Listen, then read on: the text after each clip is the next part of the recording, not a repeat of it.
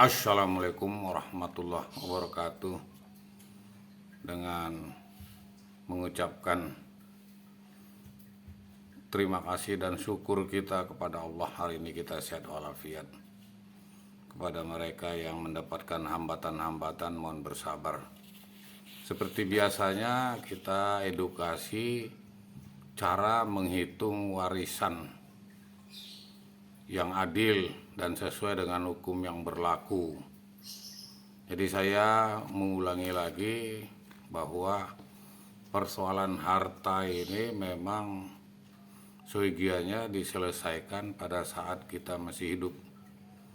Karena bagaimanapun banyak kita lihat harta ini menjadi persoalan, bukan saja persoalannya itu bertikai antar keluarga, antar saudara, keluarga, mungkin paman juga bertikai, atau tidak menggunakan peraturan, jadi mau dibagi adil, biasanya begitu, tidak legowo. Itu ada juga yang perlu diperhatikan adalah penerima waris juga meninggal. Nah, ini jadi persoalan juga. Jadi seyogianya kita masih hidup, mari dibuatkan surat-suratnya yang benar. Kalau kita nanti meninggal sudah tidak menjadi persoalan. Jangan ada tanah tapi suratnya hanya petok D misalnya, atau surat dari desa. Jadi melalui media sosial ini saya mengingatkan untuk kita mempersiapkan seandainya kita dipanggil ke tempat kita yang terakhir. Semua kita menuju ke sana, kita akan mati. Yang kedua, kita melalui media sosial ini saya mengingatkan untuk membuatkan supaya wasiat ya, atau diomongin sama tetangga atau mudin atau orang yang kita percaya bahwa kita sudah menyiapkan pembagian-pembagian, atau memang kita melalui media sosial ini saya mengingatkan kembali, kalau kita tahu bahwa bakal ribut, maka kita masih hidup ini bagus dihibah. Kita hibah.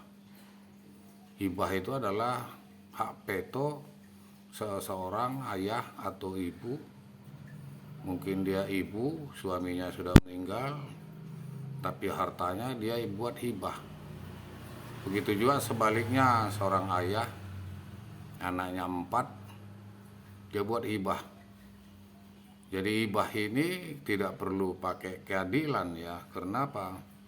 Ini tanggung jawab orang tua cara memandang anak-anaknya yang menerima.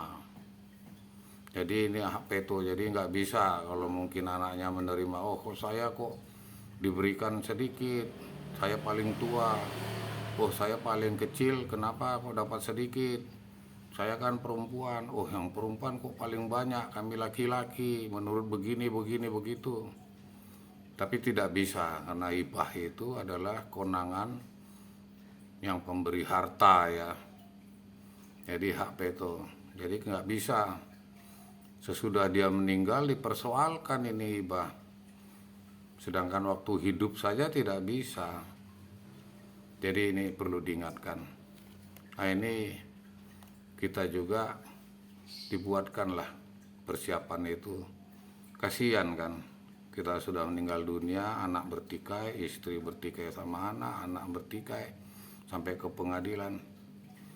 Cara menghitung warisan dengan adil dan sesuai hukum yang berlaku. Jadi di sini ada hukum yang berlaku. Yang lalu sudah kita tunjukkan itu anak 2 laki-laki, anak 2 perempuan.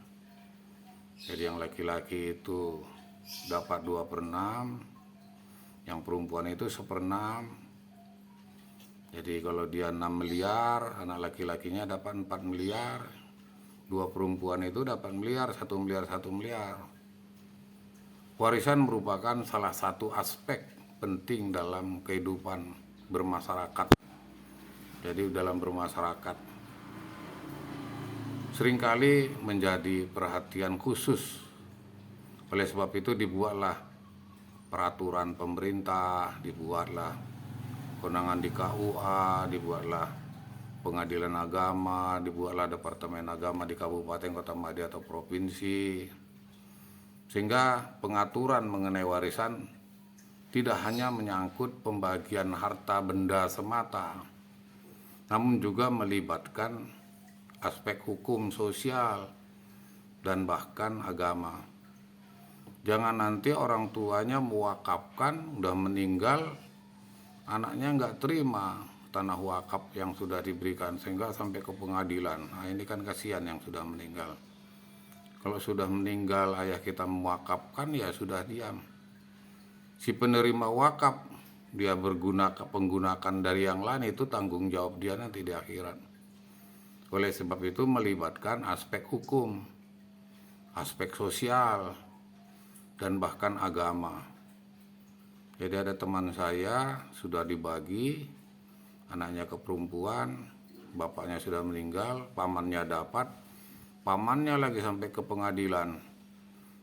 Padahal haknya itu hak si keponakan dia yang perempuan tadi, padahal dia waktu hidup sudah dapat. Inilah harta ini menjadi sengketa ya. Sehingga hukum-hukum itu dilihat, peraturan itu dilihat, sosialnya bagaimana. Jadi melibatkan aspek hukum, aspek sosial, dan bahkan agama, agar tidak salah dengan cara menghitung warisan. Jadi kalau sudah salah nanti kasihan. Jadi anaknya kecil-kecil, meninggal bapaknya, pamannya ngelola, malah warisan itu tidak dikasih karena dia masih kecil. Sudah besar pun tidak disalahgunakan sama pamannya. Nah, ini dosa besar ini, memakan harta anak yatim. Apakah anaknya itu perempuan, apakah anaknya laki-laki?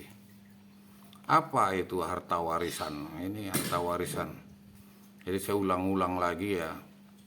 Harta warisan adalah seluruh kekayaan yang ditinggalkan. Nah, ini kalau sudah yang ditinggalkan itu berarti meninggal ya.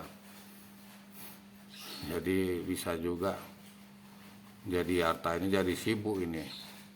Jadi sudah dibagi menurut hukum ya diterima, menurut pemerintah ya diterima, menurut sosial.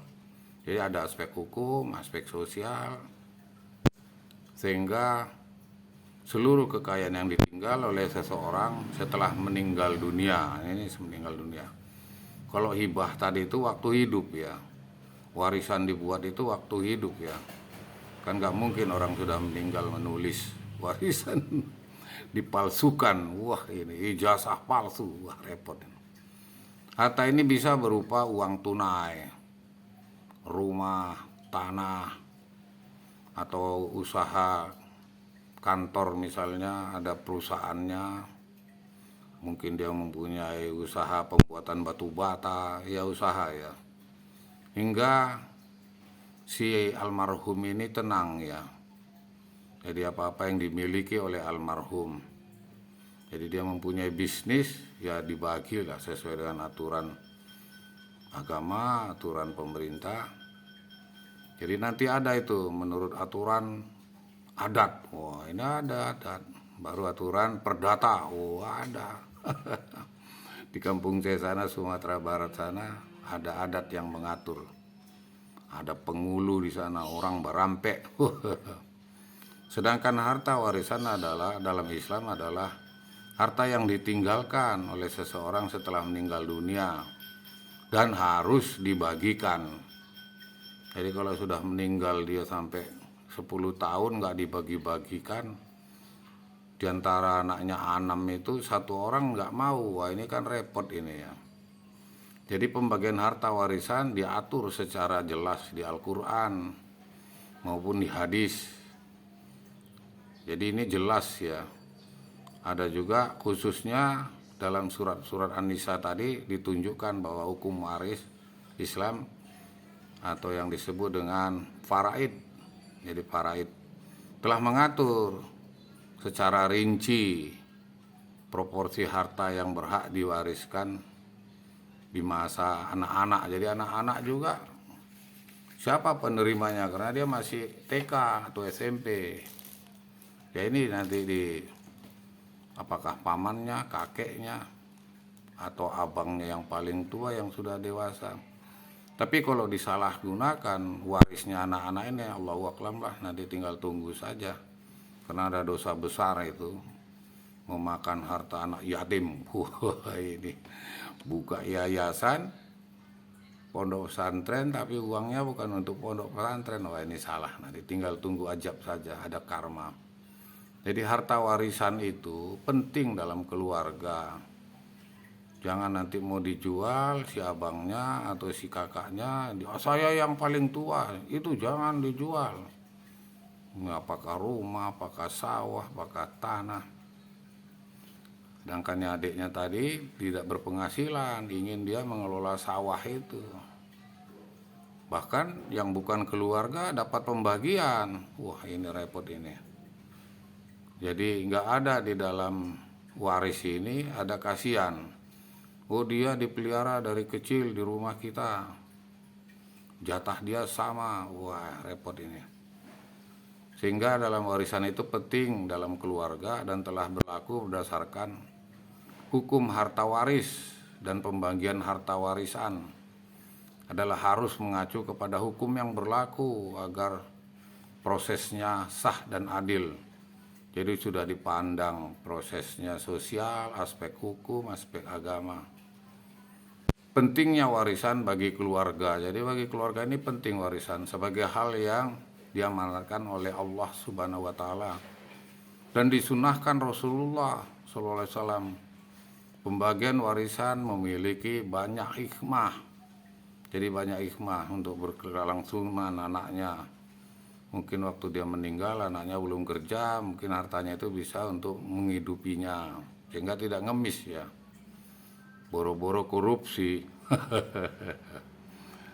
Jadi memiliki banyak hikmah atau manfaat bagi umat muslim jika dijalankan dengan benar. Dilansir dari pengadaan. Jadi ada pengadaan itu beberapa manfaat warisan bagi keluarga yang berupa manfaat warisan yang bisa didapatkan keluarga yang ditinggalkan. Jadi yang ditinggalkan ini. Jadi nanti tidak ada warisnya. Nah, ini ada aturan. Dia tidak kawin, tanahnya banyak, meninggal, tidak ada penerimaan. Jadi telusurin siapa pamannya, siapa kakeknya, ini dilihat. Satu, menjamin kesejahteraan keluarga. Inilah. Yang kedua, untuk menghindari konflik. Jadi warisan ini dibuat untuk menjamin kesejahteraan keluarga, baik makan, baik kebutuhan, transport, biaya sekolah, baik bayar listrik, bayar supir misalnya, bayar gaji tambah misalnya. Yang kedua, untuk menghindari konflik dalam keluarga. Jadi dalam keluarga ini untuk menghilangkan konflik diatur di Al-Quran, Sunnah, maupun peraturan pemerintah.